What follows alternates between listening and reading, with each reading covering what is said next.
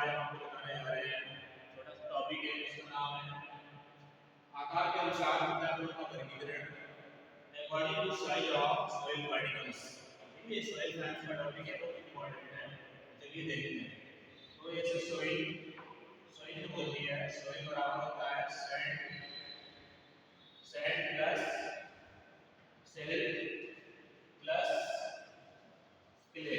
ठीक है, सैंड मतलब होती है बालू। तो बालू का जो कण का आकार होता है वो 2 mm होता है। ठीक है, तो एक कण होते हैं इनका जो साइज होता है 2 mm होता है इसका सैंड का। तो सैंड का कितना होता है 0.2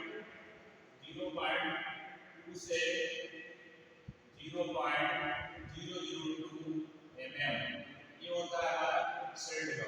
और क्ले का जो होता है 0.002 mm से कम।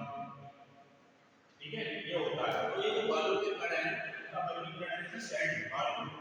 रेखा होती है इसकी लंबाई का होता है 2 mm। सैंड मटियार जो होती है इसकी लंबाई का होता है 0.2 से 0.002 mm।